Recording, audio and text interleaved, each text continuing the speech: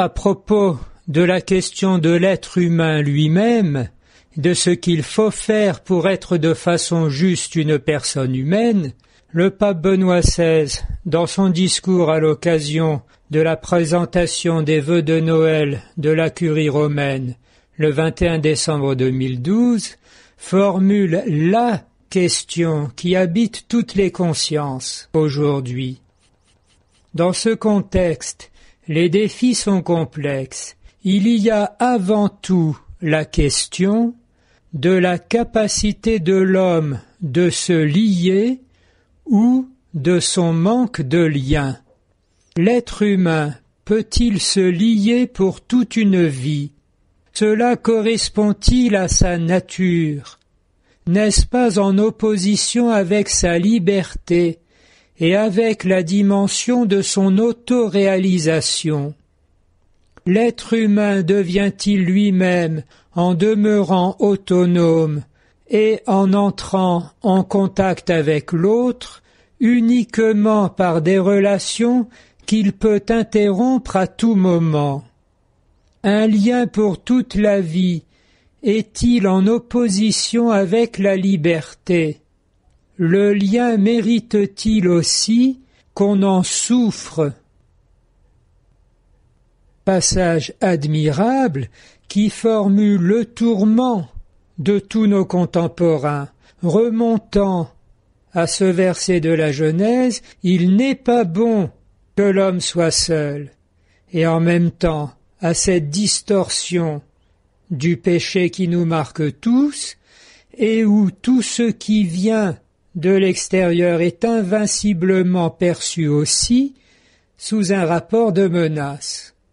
D'où la ruine du monde qui refuse la grâce du Christ et de la rédemption, en maintenant les personnes dans cette horrible contradiction. C'est seulement dans la grâce du Christ, selon la formule du Concile tant repris par Jean-Paul II, c'est dans le don désintéressé de soi que l'on peut pleinement se trouver soi-même. Pour sa part, Benoît XVI répond aux questions qu'il vient de formuler.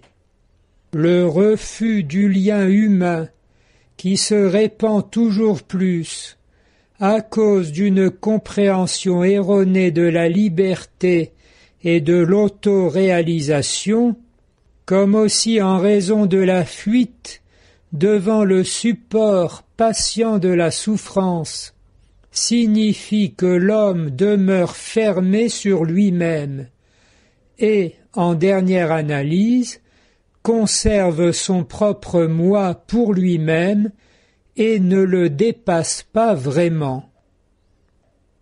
Comme toujours, avant de donner la réponse, Benoît XVI pose le diagnostic en pleine lumière. Dans cette question de l'autonomie ou de la dépendance, ce qui fait peur, c'est de supporter la souffrance personnelle et celle d'autrui, défi devant lequel beaucoup et la société elle-même se détournent, qui a pour résultat d'enfermer en soi-même. Où est donc la sortie? Mais simplement là où est aussi l'entrée, c'est-à-dire la famille. Les liens sont à la source de notre existence et non pas à l'arbitraire de notre volonté. Benoît XVI continue, mais c'est seulement dans le don de soi que l'être humain se réalise lui-même, et c'est seulement en s'ouvrant à l'autre, aux enfants, à la famille, c'est seulement en se laissant modeler dans la souffrance qu'il découvre la dimension du fait d'être une personne humaine. Avec le refus de ce lien, disparaissent aussi les figures fondamentales de l'existence humaine, le père, la mère, l'enfant, des dimensions essentielles de l'expérience du fait d'être une personne humaine tombent.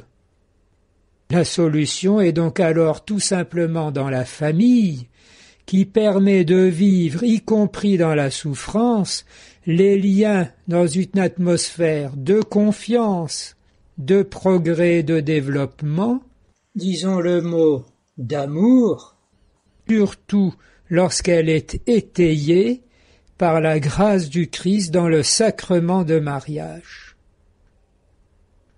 Mais c'est là que rebondit alors la réflexion, en même temps que s'aggrave la situation. Si la famille et la grâce du Christ pour la famille sont la possibilité de remonter de la chute originelle, les attaques contre la famille et l'acharnement contre tout ce qu'elle révèle et permet sont donc le danger majeur pour l'humanité de notre temps parce qu'elle travaille efficacement à sa perte temporelle et éternelle.